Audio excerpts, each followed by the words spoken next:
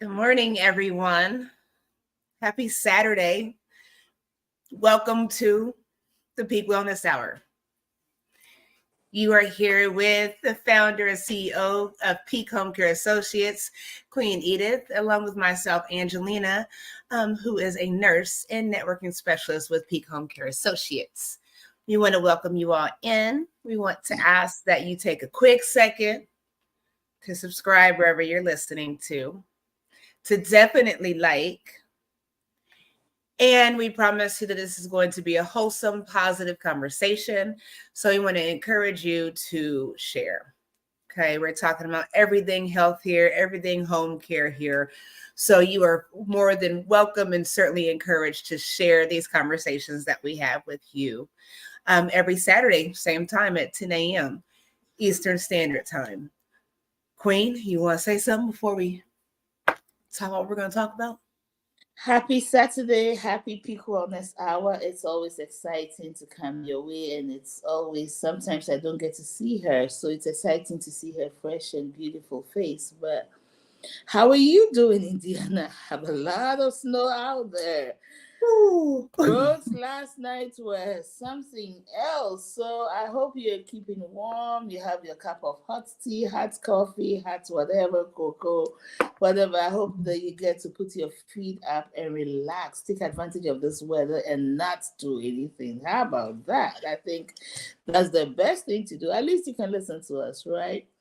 Well, it's Valentine's week. A lot of you have had a great Valentine's Day. Let the love keep going throughout the year. Let it not end only on Valentine's Day. Let's keep loving.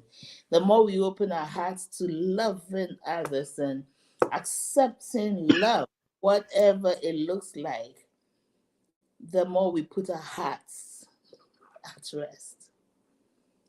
Thank you for joining us. Please do us a favor. Humor us. Share this video. Invite a friend. Share it to any caregiver you know, paid or unpaid. We know we have something worthy to listen to. God bless you. Queen. Yes, and before I forget, in the description, you can find the Peak Home Care Associates website.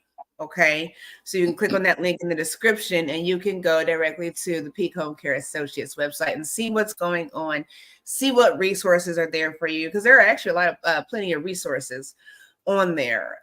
So make sure you all check that out. Make sure you all link up on that platform and stay tuned, right? So, Grand Rising, Queen. Hope you are well. Hope everyone's well. We try to play your comments on here. So, we try to get everybody's comments and acknowledge everyone. So, thank you so much for everyone being here. So, last week we were talking about, and before we start, Queen, we were starting, we strive to come in on time. It's always me on the delay, but she was asking how my Valentine's Day was with my husband, my king. I didn't get a chance to ask you, and it was for all of you to answer that question. It was nice. I was in bed by 6:00. It was a long day, but the important thing is, like we talked about last week, showing love every day. And so for me and my husband, we tend to do that on a regular basis. So I didn't want to get duped this year on the 14th with the skyrocketing prices of roses and cards. But how was your Thanksgiving? How's your Valentine's Day, Queen? Well, I had a great time. I did visit a few of our clients that I could get to with some chocolates and stuff like that, just to, And Yes. I went to one of these facilities, and they were doing a dog show, and all the ladies, girl, the ladies, we need to learn from these women. They're all red up, dressed up, I'm like, Edith, you need to get your dressing up on. But they were all dressed up. There was those fashion shows were smelling good, and I sat there, Oh. enjoyed it with them. Yes, and one of your favorite clients, I was with her and a few others, and we enjoyed it. And one of them is quite new to us, so she was surprised about the gifts. But it was great to see that surprise on her face, that we showed that with some chocolates. So yeah. That's awesome. See, everyone, you can always show love all year round, any day. It does not matter. And it's really the simple things that make a difference. And speaking of which, simple things, we're going to talk about the simple things that make a difference with your heart health. So last week we touched on this before, the week of I want to keep saying Thanksgiving. I don't know why I'm thinking about Thanksgiving because it's darn Valentine. Why do you want Valentine. Thanksgiving food? I'm hungry. I think I'm hungry now. So for Valentine's Day, we started out talking about heart health because this month is the month of heart awareness, So we started with that. It was a good conversation. So we decided to carry on with that conversation. So we want to encourage you all to go back on, whether you're looking at Facebook or on YouTube, on our channels, go back and look at that if you did not see that. So we ended up talking about, it was a good conversation. So much was covered. But in a nutshell, toward the end, we were talking about heart attacks and symptoms of heart attacks and whatnot. Yeah. And so it's important to talk about this, like I said, for a couple of reasons. As far as number one, being caregivers, whether you are a family member or a healthcare professional, and not paying attention to burnout, paying attention to stress overload, paying attention to your environment. There are risk factors in ignoring those things, right? And then when it comes to the same thing with symptoms of heart attacks, we're looking at individuals, especially our seniors that we're taking care of, that are at risk for heart attacks and cardiac events, okay? So I'm going to share with you guys, I'm going to share my screen with you all really quickly. Let me Before you do that, you wrote some things that really blew my mind. I was surprised to hear that because I didn't know that. You talked about the fact that many things affect our hearts, which I can't speak for everybody, but I didn't know that. You talked about the kidney, you talked about shoulder blades, you talked about jaws, the arms and the chest. I kind of knew about it. So the fact that jaws, the shoulder blades, those things I really didn't know anything about it. So maybe towards the end you will go into all of this, Absolutely. And you know what I did was, because you all know I like to talk, and we can get to talking and we can get off track, and we'll stay on track, but we want to make sure you all can keep up with our conversation, because we sometimes we just go with things because it's such a good conversation. So we like to touch on everything. So as I said, what I did was I did look up some videos to better explain. I started to throw a presentation together, but just short and quick, showing you what that looks like, because I want you all to be able to see, Queen, when you talk about like with the jaw pain and the shoulder pain and different things, it's going to show those vessels and where those blood vessels are going. And if you think about it, the way our body works with the heart, you have 4 valves in the heart. And so when they're pumping out, you have one side that's bringing in poor oxygenated blood, right? And that heart's reviving that blood and sending fresh blood out. So believe it or not, with stress, things like that, it ties in with stroke, lack of oxygen, and it all ties in with the heart.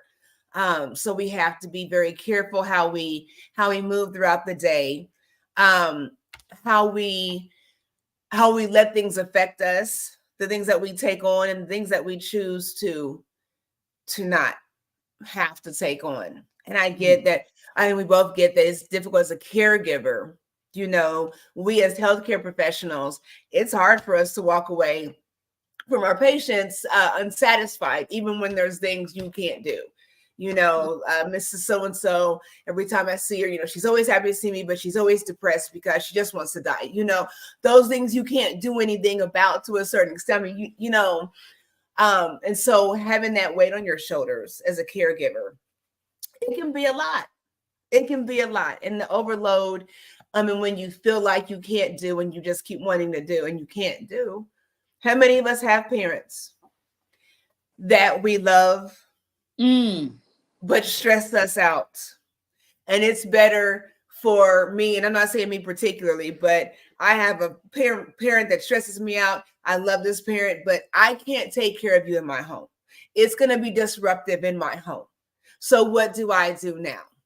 And that's when we start talking about home care. We start talking about those things. We don't like to think about those things. And it's the reality. And that's heartbreaking because it's the reality.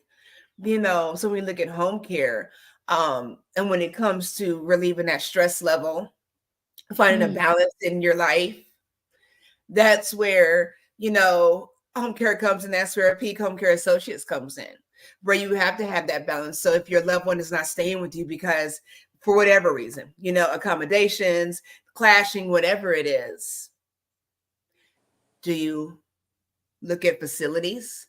Do you look at keeping them in their homes? Who's going to be there? If you can't all the time, then what do you set up? And these are the kind of conversations that we have to have with ourselves and with our loved ones, especially when it comes to preventative planning, right? And being proactive to prevent our stress levels from getting out of whack. And for us, preventing us from experiencing these cardiac events, these stroke events, right? And so that's where Peak Home Care again comes in at trying to help you de-stress, okay? In a loving manner, just like family. So I'm gonna stop talking right there. Queen, I don't know if you want to say anything. Yeah, just to piggyback on what you just said.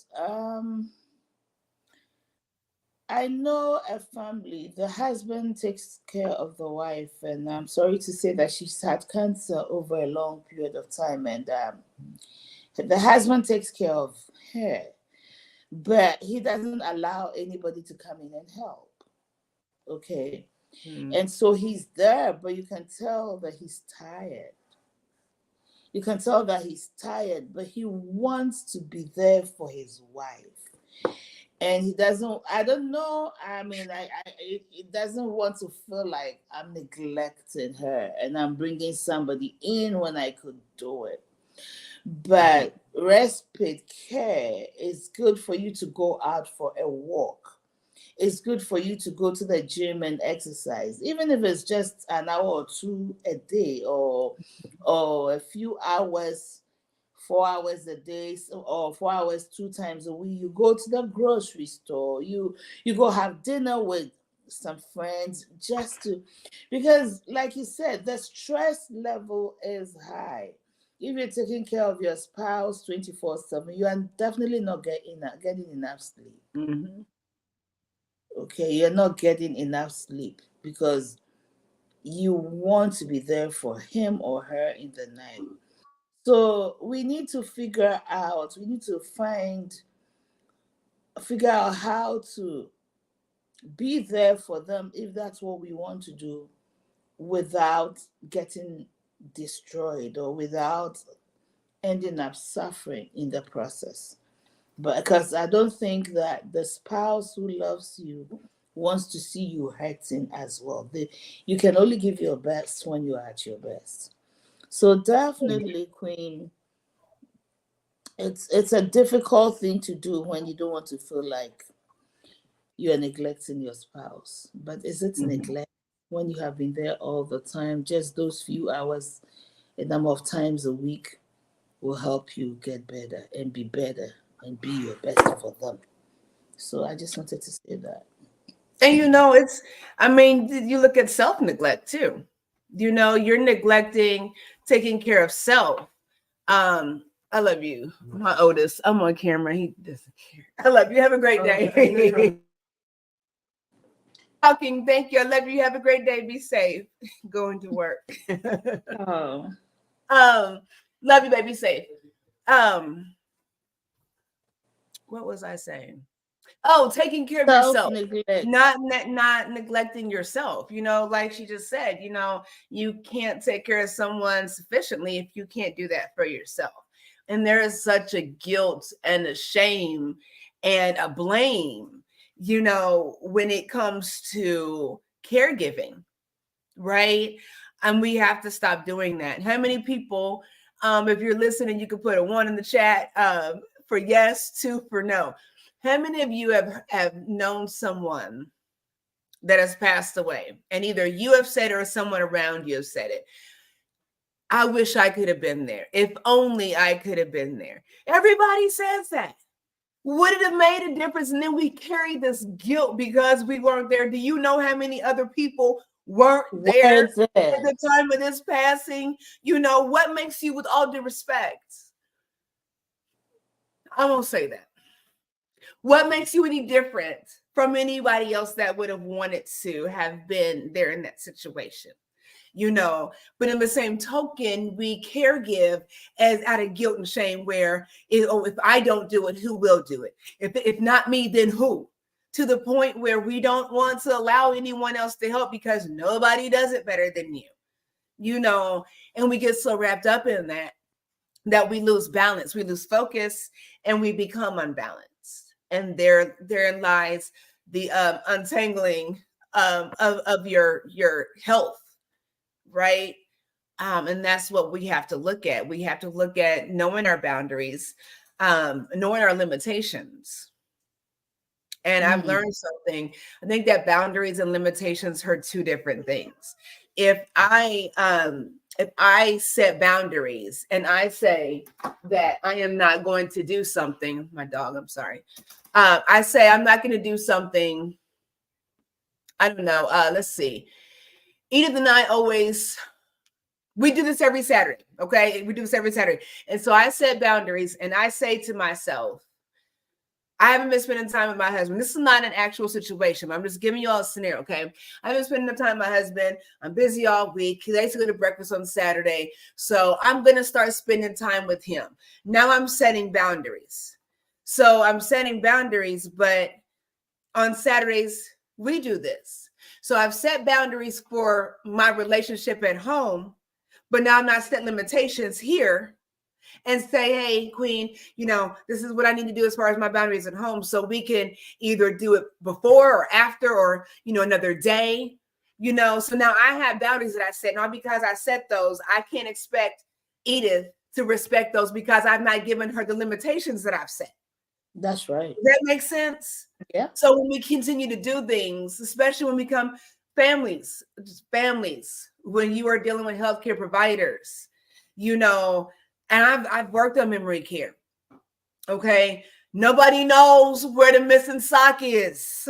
Nobody knows where this hearing aid is. Nobody knows where the earrings are that you brought in from your mother's 25th anniversary that you shouldn't have brought in here.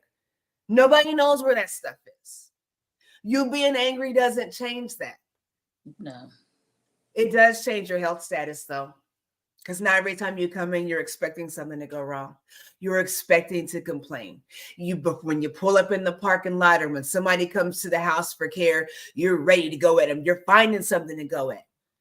You are building up a stress level that if you don't pay attention to, you are not going to be able to control. And now you're always angry. Now you're always short. Now you're short with mom.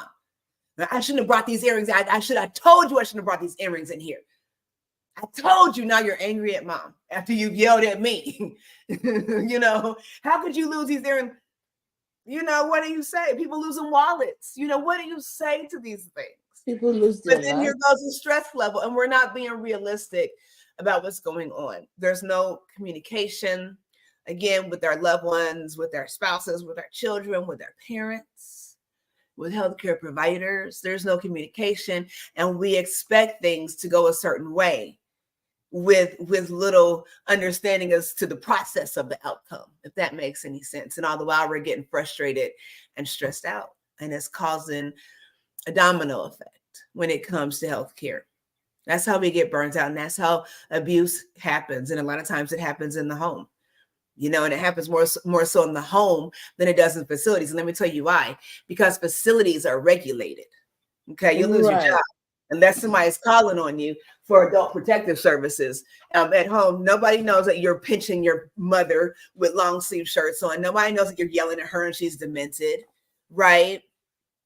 So it happens more so, but it comes from burnout. Yep. Again, not having boundaries, not setting limitations.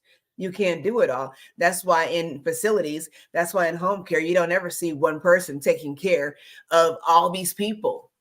You can't do that. Burnout. There was a time in home care that even a caregiver could work so many hours and they were not even getting overtime pay, right? Now the Mhm. states, I don't believe it's just Indiana, I think it's all over the nation that anybody who works 40 hours and beyond must get overtime. For that reason, the agencies are also regulating the hours so it prevents caregiver, burnout. But I Mhm. want to say something to what you said. And sometimes we get so carried away by to take care of our loved ones so much that it becomes our occupation, so to speak.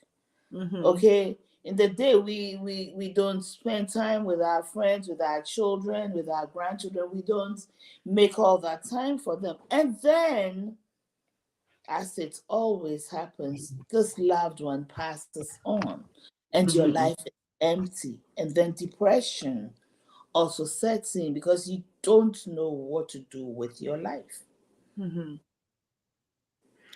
And I that's another thing we need to think about. mhm. I agree. And I'm going to read this comment.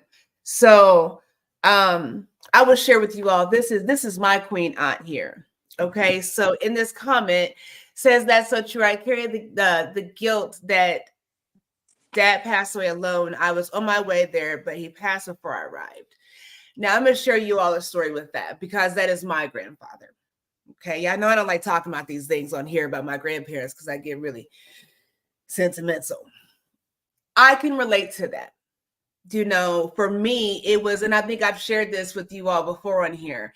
It was a matter of him being in a facility, and me not wanting to see him like that, and me staying away. And it wasn't a matter of me missing it by moments. It was that he was there for weeks and months. And it was something I chose not to want to see, thinking that there was going to be a different outcome. And it's taken a lot of years to have to sort through that. But it's unhealthy not to. I will tell you that the stress, it's unhealthy not to. And it's a burden on self not to. I'll say that, you know. Um, and I'll leave it at that.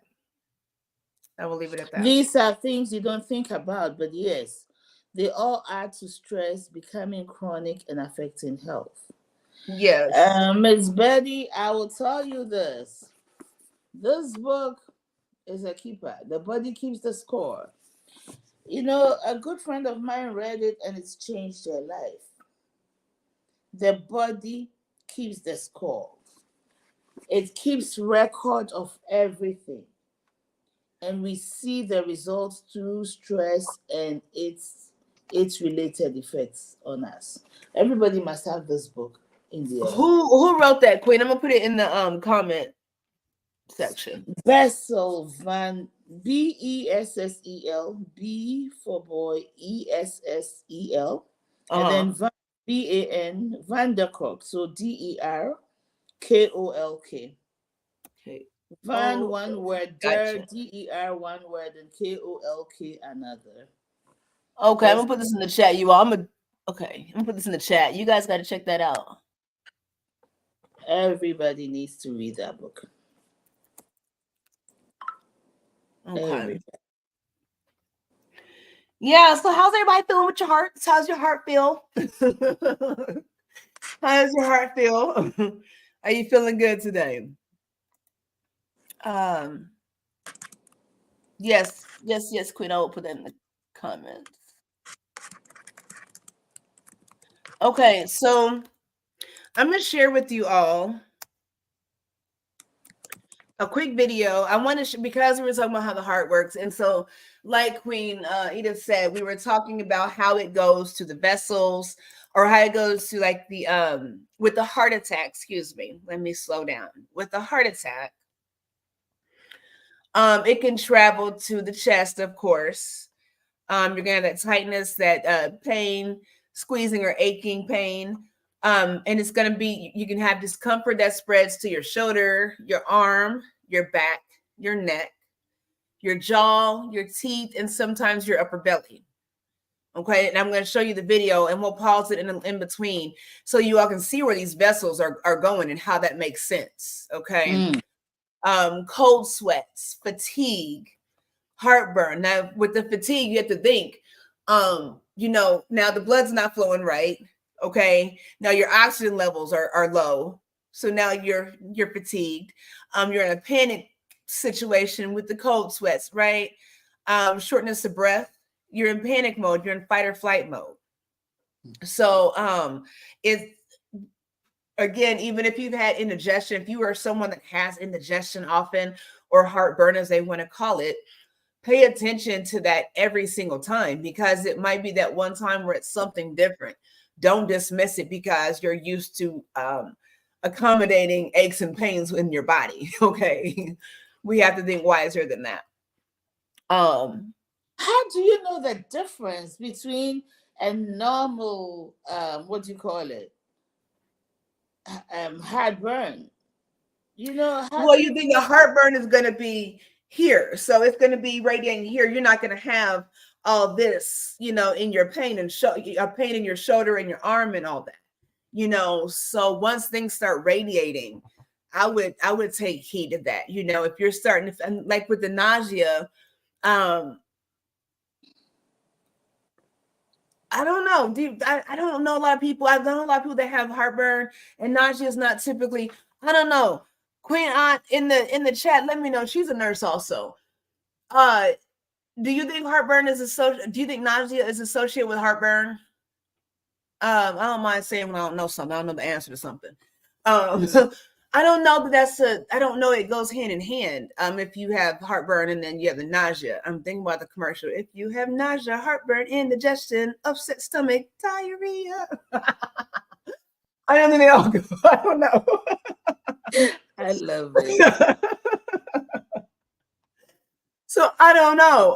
But yeah, if it's radiating into your arm and everything, and up your neck, that's definitely not heartburn. Heartburn is something, if you are having heartburn, when it's bad enough, you would treat it with the antacid of some sort. They say baking soda works just as well. Teaspoon of baking soda and some water works just as well as Tums.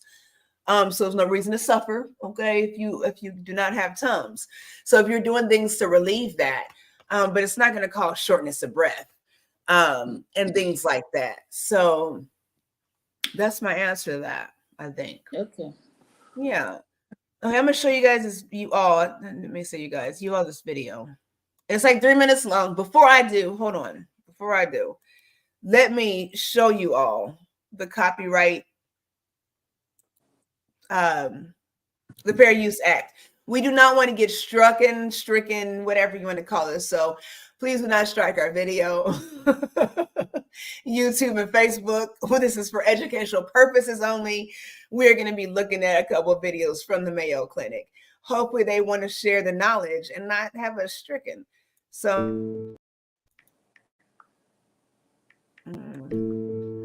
under the copyright disclaimer, under Section 107 of the Copyright Act of 1976, allowance is made for fair use for purposes such as criticism, comment, news, reporting, teaching, scholarship, education, and research. Fair use is a use permitted by copyright statute that might otherwise be infringing. Non-profit, educational, or personal use tips the balance in favor of fair use. Please enjoy the content.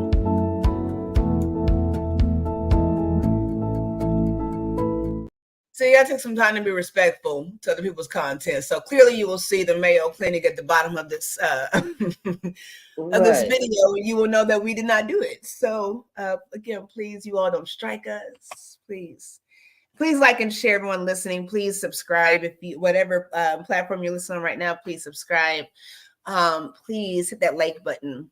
And please feel free to share, even if you share it via text or email to a loved one that might need it. You don't necessarily have to always share on social media. We love that. But share it with your friends and family members that can benefit from this, because that is certainly what we are here for, is to educate and empower you all, on top of inviting you all to come and see what Peak Home Care Associates is all about. So I'm going to play, let's see, we're going to share this. Okay. This is the heart and circulatory system. So I'm going to show you all what we're looking at as we go along. And if you can see this picture, okay, you see how at the top here, you see the veins and the arteries that are going up into the neck and into the shoulders. Can you see that? Yeah. Okay, so that's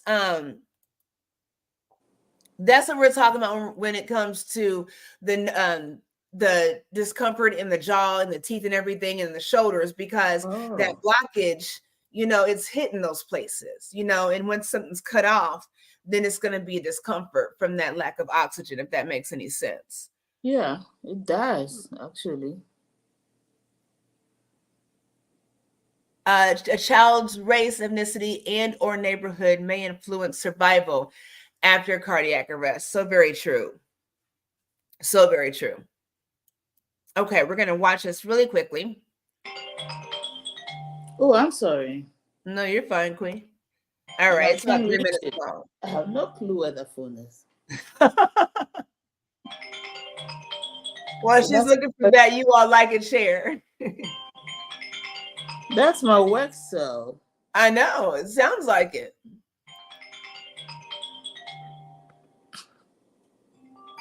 Oh, come on, stop. Thank you, Lord. Okay, we'll play this really quickly, you all. Get those likes and shares up.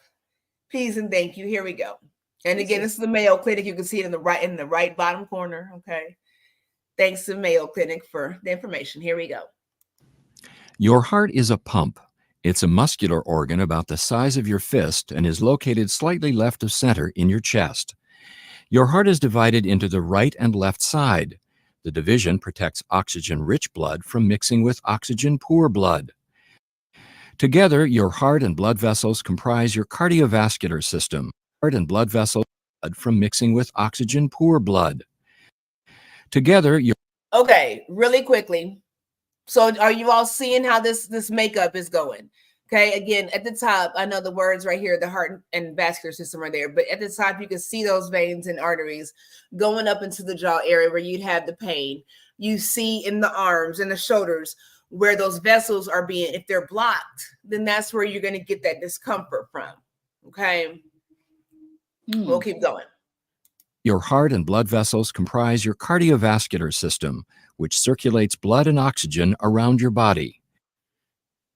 In fact, your heart pumps about 5 quarts of blood every minute, and it beats about 100,000 times in one day. That's about 35 million times in a year. Oxygen-poor blood, blue blood, returns to the heart after circulating through your body. The right side of the heart, composed of the right atrium and ventricle, collects and pumps the blood to the lungs through the pulmonary arteries. The lungs refresh the blood with a new supply of oxygen, making it turn red. Oxygen-rich blood, red blood, then enters the left side of the heart, composed of the left atrium and ventricle, and is pumped through the aorta to the body to supply tissues with oxygen. 4 valves within your heart. Okay, really quickly. So we talk about eating healthy and all those things. So think about the things that you put in your body, and not just foods, like fatty foods, high in cholesterol foods. Think about cigarettes.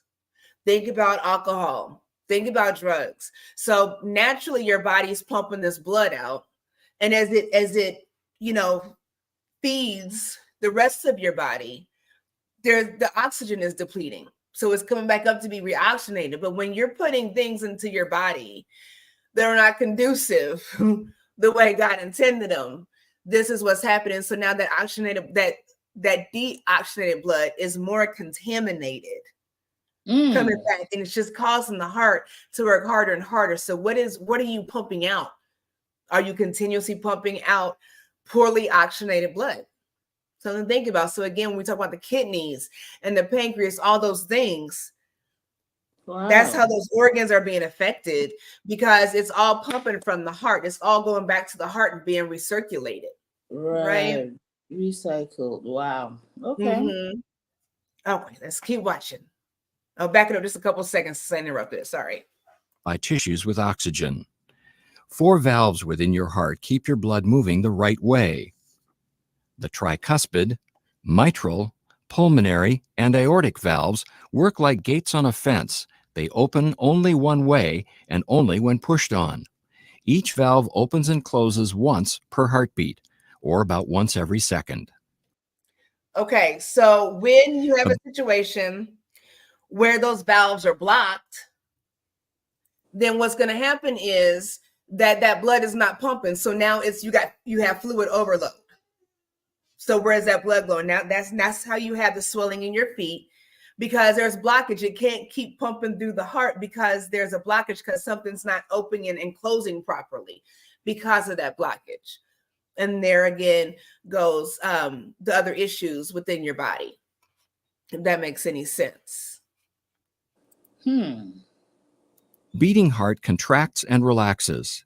Contraction is called systole, and relaxing is called diastole.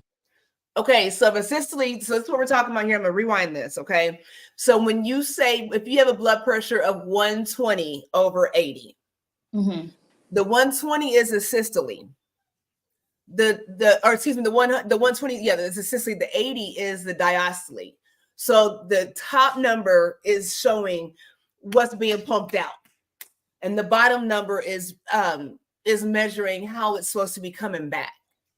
Okay. So if you have that, if that top number is low, that's meaning that you're not pumping blood out like you're supposed to. And by default, that bottom number tends to be low as well. Whereas you can have a situation where that top number, that systolic number is high, but not necessarily the diastolic, and it will be higher because it's working harder to pump back. But that higher number is showing you that there is a blockage, there is a lack of flow or whatnot. So just so you all know, when you see your numbers at the doctor, no one wants to explain to you what those numbers are. That is what that is referring to. I'm going to back it up just a little bit. A beating heart contracts and relaxes. Contraction is called systole, and relaxing is called diastole. During systole, your ventricles contract, forcing blood into the vessels going to your lungs and body, much like ketchup being forced out of a squeeze bottle. The right ventricle contracts a little bit before the left ventricle does. Your ventricles then relax during diastole and are filled with blood coming from the upper chambers, the left and right atria. Then the cycle starts over again. Your heart is nourished by blood too. Blood vessels called coronary arteries extend over the surface of your heart and branch into smaller capillaries. Here you can see just the network of blood vessels that feed your heart with oxygen-rich blood. Your heart also has electrical wiring, which keeps it beating.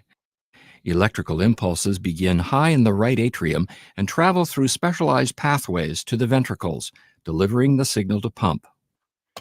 The conduction. So when we're talking about when you hear the term AFib or whatnot, that's what it's talking about when those vessels are not firing properly. That is what AFib is. We're sharing this because doctors don't share these detailed things. We don't do our own research, and we trust what somebody else tells us. So by all means, we're watching this together, but I do want to encourage you all to do your own research, your own further research, and learn more about whatever it is you want to learn about. But when it comes to the heart, in your body, make sure you do your research so you understand what somebody's telling you at the doctor.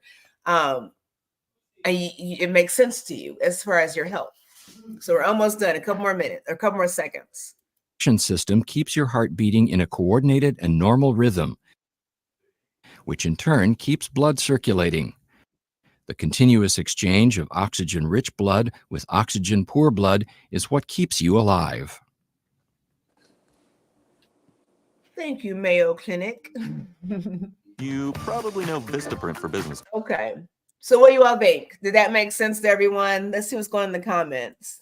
It's almost foolish of me to think, but I never thought about the recycling of the blood in the system.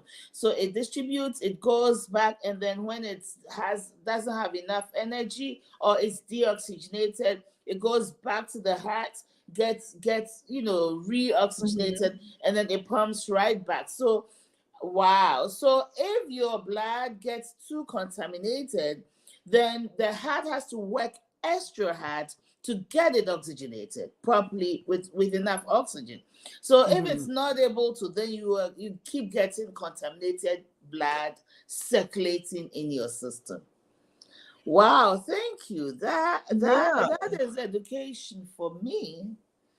Wow. Yeah. And think about this, we're talking about the other organs when we think about diabetes. So when they said the ketchup bottle, it made me think about that, right? So when you have diabetes, I think I shared this before, think about, if you have a cup of water, you have this much water and you put this much sugar in there and try to stir it until it dissolves, it's going to be thick. And that's what's pumping through your blood is that thick blood. It's that thick, syrupy, sugary. That's what it feels like, So imagine that pumping throughout your vessels, thick like that. That's why with diabetes, we have to be very careful. We have to be very diligent with paying attention because it causes heart, that's how it affects your heart, strokes and everything like that. So yeah, think about that with that image with the video. And again, thank you to the Mayo Clinic. You all check that out.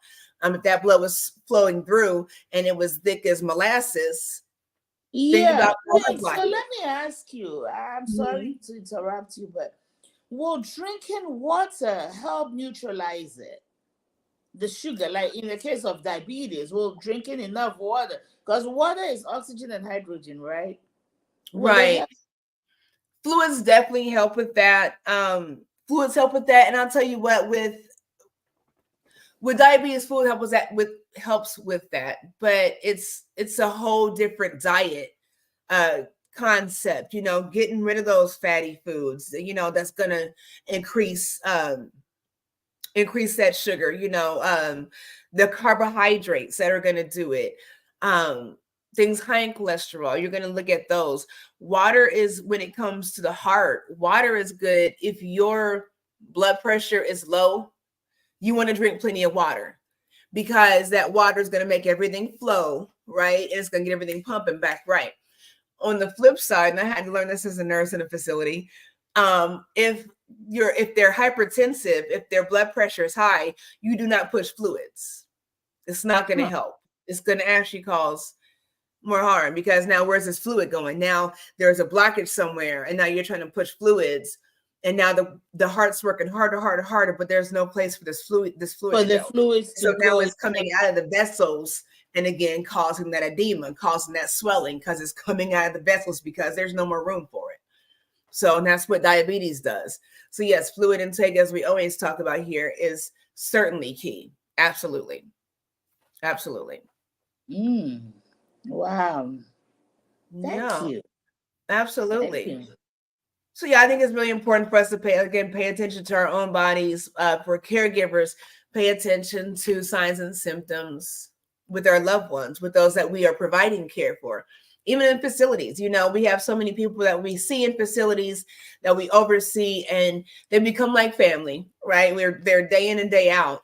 And it's just, oh, that's just Mr. So-and-so being the way he is. Or Mrs. So-and-so always complains every morning. When you touch her, she complains, and now we're overlooking things that could be something severe, so never take someone's complaints, especially a senior citizen. I get the crying wolf thing, but when it comes to senior citizens, you can howl to the moon, and I'm coming and I'm gonna answer that call, So I don't mess around when it comes to senior citizens and the needs that need to be met there, especially when there's lack of communication, there's a lack of trust.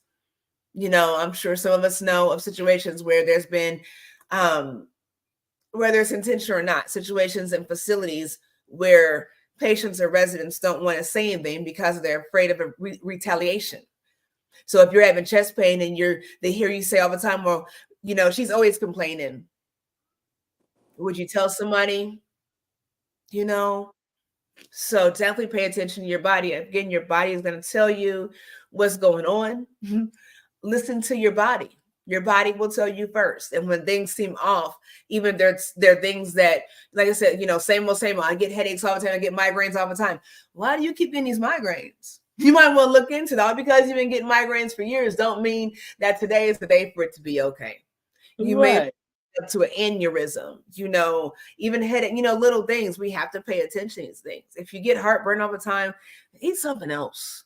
Change your diet. So if something really happens, and then I know change is difficult. I know change can be challenging, but there are so many ways to prevent health atrocities and health failures by way of paying attention to our bodies and saying yes to our bodies. Time to go to sleep. Yes. Time to stop eating. Yes. Time to start eating. Yes. I don't like drinking water. Okay. And that's why your urine looks like mustard and smells like something unpleasant. But that's your norm. So you won't drink water. What can we do to get you to drink water? Can we get some electrolyte fluid, in you? Can we get, the packages that we talked about before, like the crystal lights, those kind of things, flavored water. What can we do for our loved ones, for those that we care for, to make sure they're drinking water, all because they're making excuses? And it's not excuses, they're truth. All because they're validating why they don't want to make healthier decisions. It's not that easy. I promise you, it's not always that easy making any healthier decision, and that goes for me too. It's not always easy, but we don't want to wait till, again, something where we're in the hospital. Now we got to make a change, because you have no choice. Now you're on all these medications because you have no choice. If you have a choice now, try to make the best choice and live healthy. We are on all these medications that we have to take medications for to manage their side effects and all of that stuff. Them side effects will kill you. Them side effects will tear you up. I mean, you're dealing, and because I got my husband on, I use all natural supplements here. And he doesn't like to take medications. I love my king. He doesn't like to take medications. Okay. But he's on these medications, kind of trying to play with his blood pressure. And it's fine until it's not. He says, well, if I just eat a little better, if I, exercise a little more. And that's actually what it is. But he's still taking his medications. But I'm trying to get him to take my supplements, I don't want to take any more pills. Why don't you take the healthy ones then? Why are you taking the ones that for your heart that had you going to go get blood work to make sure your kidneys are working right? You know what I'm saying? Yeah, that's the thing. Yeah. We give up our freedom because now we have to. Okay, so what can we do? Yesterday, I called a guy friend of mine and I said, do you work out? He says, I do. I said, I know I need to exercise and I'm struggling to get to the gym. Should I come with you to the gym? He said, yeah, sure. Come and work out. Come and I'll push you out of your house to work out. So listen, if you're struggling with it, because it's too cold out with all that snow, find a gym. Like a lot of communities have community gyms that you don't even have to pay for. Go there and work out. The only reason I got an Apple Watch, which was 3 years ago, was to be able to keep track of my steps. Now it's become a watch. And it's true, but these things are there to help us. And I know you can feel your body going bad. You can feel it. You know it. You know your body well enough to know, oh no, I feel like I'm gaining weight. I feel like there's something wrong. I'm feeling this, I'm feeling that. So if your body is telling you, respond to it positively before your doctor has to tell you to take that pill. First of all, it's costing you money. First of all, it's taking away your freedom. First of all, and then of all, there is all these like side effects. And you know what? If you're doing it on your own, you can eat that piece of chocolate and manage it. But if the doctor tells you, then you can't even do anything with it again. Why do we always wait till we feel like, or we hear that if you don't do this, it's gonna kill you, you're gonna die before we get up? You know what it is? It's control. It's control. And my sister and I were talking about this with someone that she was looking out for. I'm a senior citizen, and it's really a matter of control and feeling that impending, uncertain feeling of not having that control in your life, whatever that means. First is, the car, you can't drive anymore. So they take your license, but they don't take your keys. Now they take your keys. Now they take your house. Now you look and you've had this huge house and now you're downsizing to an apartment. Now you're in a facility with a one bed, the control is real. And I think that as long as we can say, well, yes, I do need to lose weight or gain weight, or, I do need to smile more, whatever it is, but I'll do it tomorrow, and we keep doing weird things that contradict what we know we should do. It's a matter of control. It's the control that says I have tomorrow, so I can do as I please. I can do as I wish. And we lack consequences in that. That's what's happening. And then when the consequences occur, it's cause and effect, right? So the consequences, they're not bad all the time. It's cause and effect. So when your cause has an effect, now we can't be honest with it, because then we have to own up to the fact that we had control. And we had the power and the authority over our lives and over those that we care for. And we misutilized that. We misjudged, we took for granted. And now here we are. And then when we get to this place, it's like, well, now I'm here. So I've got stage 4 cancer because I've been smoking since I was 10, but I'm not going to stop now because I'm going to die anyways. But you don't feel well, though. Every time you smoke, you're hacking up something. But when you don't smoke, you're not hacking. You see them, like, it's control. It's control. If you look at the stories, and I'm not throwing any shade to anyone that is dealing with obesity. There's a conversation that needs to be had in America. But when you have situations where we're talking about, you have little girls that are putting their fingers down their throats and they weigh 85 pounds in high school, to where now something happens and now you are 100 pounds overweight, you're 200 pounds overweight. How does one person get to be 1,000 pounds? Let me tell you how, because you said, here I am right here. So I can't look back now. I'm too far to look back now. So I'll just keep going and keep going. And we devalue our own lives. That's what the problem is. We devalue our own lives, and we keep pouring negative things into our lives that are not going to be beneficial in the long run. And we have to stop with the microwave mentality. We have to look towards our future. If you are a caregiver, how do you want somebody caring for you? And how difficult is it going to be for them to care for you, dealing with your health issues? We might be young now and be able to move around right now, but how are we going to look at 70 and 80? Can we not go to the bathroom because we have diabetes and we didn't take care of it? Now we ain't got no feet because we just want to keep doing what we're doing now. We have to think like that. We have to think about future ambitions and how that looks like in our reality. And we're not doing that when it comes to healthcare in America. And I'll land my plane with that. Wow. What is there to say? What is there to say? We have the control. We have the power. And, I feel like your body takes it for so long, and it keeps warning you and warning you and warning you and warning you through so many ways. Mm-hmm. And we still refuse to heed. And ultimately, you get used to it. Your body gets used to it, though. So it's the norm for your body now.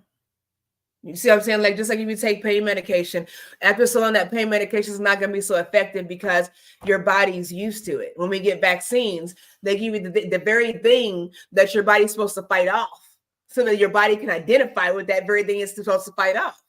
That's what cancer is. Cancer has learned how to infiltrate these cells, and when they're ready to flame up. But for a long time, cancer will go in your body and you never even know it, because they've kind of interacted with the rest of your cells and disguise themselves as not harmful cells. Think about that. Wow, you've given us a lot to think about. You've given me a lot to think about. I try. I'm thinking about it too as we're talking. So yeah, it's and that's what I'm saying. It's all of us. Like, I had to think about these things, even as a healthcare provider, I had to think about these things because we're so busy we don't. So when your body stops talking to you, I remember when I was younger, my mom used to tell me, well, I grew up in church, so my mom would tell me, you never want God, to take his hand off you, and you know how it is. That always bothered me. I'm like, well, why would God take his hand off of me? If I'm God's child, but I thought about it as a parent, and you keep trying to tell your children something, they don't listen. It's hard to let them learn the hard way. And our bodies are the same way. Our bodies are not, because when we understand things and our bodies know we understand it, and we keep being neglectful to self, could you imagine how offensive that must be? And if you really dig deep inside your brain, how offensive it is to not love yourself and not care about yourself enough to listen to yourself. So you can't listen to yourself. We appreciate you listening to us, but if you can't listen to yourself, then you're in trouble. You probably don't need to be listening to anybody. Listen to yourself. Trust your gut. Trust your gut. And you can find some discernment and get some clarity or whatnot and confirmation, but don't ignore. Don't just flat out ignore. Girl, I don't know what's been going on. My stomach's been upset. I haven't had a bowel movement in 4 days, 5 days, 5 days. And you've eaten 4 times a day in 5 days, ma'am, sir. Your body's telling you. And all of that stuff. And it's not only what we eat, but even our work ethics, our sleeping habits, our work habits, all those things, we're chasing the dollar so much because so many of us are living above our means. So you get this beautiful house, but you can pay for it. So you got to work 3-4 jobs, and you can sleep in your house maybe 1 night or 2 nights a week, and you're working yourself. You're not getting rest. There's so many facets to this, and we need to ask ourselves the hard questions. So I'm glad that this is this month is loaded with a lot of things, and one of them is taking care of your heart. One of us is Black History Month.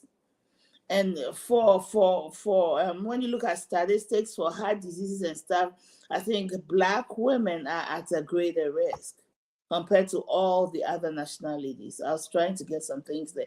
Look at it, 15.5 per 100,000 of Black children, 3.8 for Hispanic, for white, and 3.3 for. Look at the difference, 3.8 and 15.5. You know why that is, though? You know what it is? It's what we eat. You can't say, anyone is free to challenge us respectfully. This is my opinion, but you can't say that Black people are predisposed to heart issues, cholesterol issues, things like that. It's just not true. Why not asthma? Why not things like that? It's because of what we put in our body. So when you are brought up to think that, if you look at, some years ago, okay, we look at the Jim Crow era, and we're not making this about a race thing or ethnicity thing, but I just want to show you health-wise, okay? When you look toward the Jim Crow, where Black people were eating slops and leftovers, things that they were pulling out of, pigs and stuff and throwing in the garbage. And that's what we're eating. And we made it out of delicacies now. Your chitlins, your pig feet, those things that are high in everything not good. And now we still eat it. Bacon, sausage, it's the same thing. And I joke about the chitlins and pig feet. Chitlins a little different. But a pig is a pig. You know what I'm saying? A cow is a cow. Pork is pork. Beef is what it is, but that's what we're doing. We're eating things, and we've been programmed to eat things that are not healthy for us. We've been programmed to put all this sugar in everything. And less of that sugar, it doesn't taste good. Less of that salt, it doesn't taste good. But when you go to when you go to expensive restaurants, a lot of times there's a little salt shakers on the table, the little bitty ones, and like you're scared to use them because they're so small and dainty and it's not enough. It's not enough. But that's what we're used to. And so because we raise our children generation after generation on these foods, especially processed foods are the worst. There's so much sodium and cholesterol in those little Marie Calendar boxes. It's horrible. There's enough sodium that should last you the day, and so that's where that's coming from, is poor eating habits, and it's generational. It's generationally taught. If you go to look at the people on the list up here in the comments, Hispanics cook totally different. They don't season their food with a lot of salt. They use a lot of spices, as far as like these spices. They use more natural things, not processed things.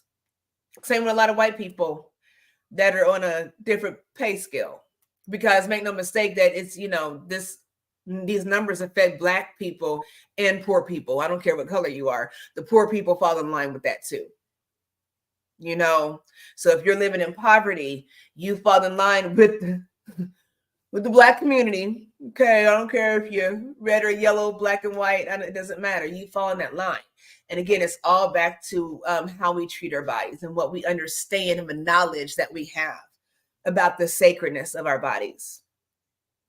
So starts with education. That's why we do ask you to please share this. Starts with education. It starts with having a conversation and being okay to say that you don't know what you don't know. And I guarantee there's doctors. I've asked my aunt on here once. I'm always asking Queen Edith things. I don't know what I don't know.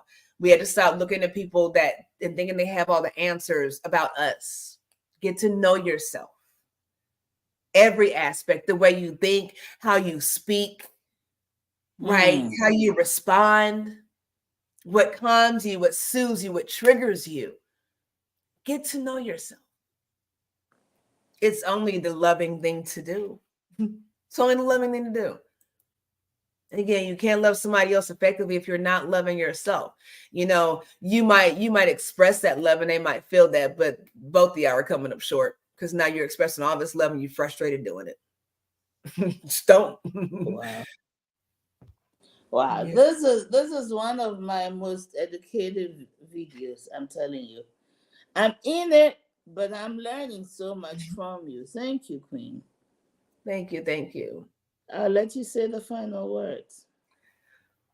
Well, I always enjoy being here with this queen, having these conversations, and we always enjoy being here with you all. We enjoy you all tuning in.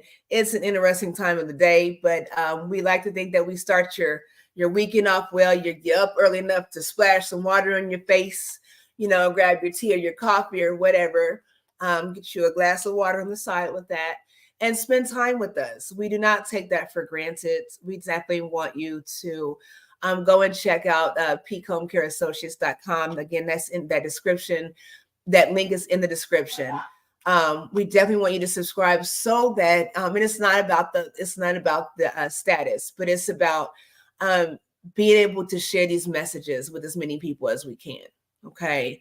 So if you all have comments, thoughts that you like to share, you can always email us at info@peakhomecareassociates.com. And review us too. Review us. We need your reviews. Yes.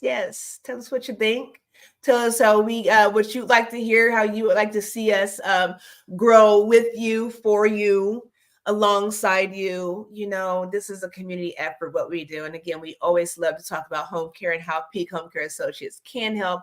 But we set the bar, we set the standards high by coming to you, sharing our time together. We want all of us together to empower you and educate you. And that is the most important thing, is that you understand things, that we are transparent so that you can get the best care that you deserve. Your loved ones get the best care that they deserve.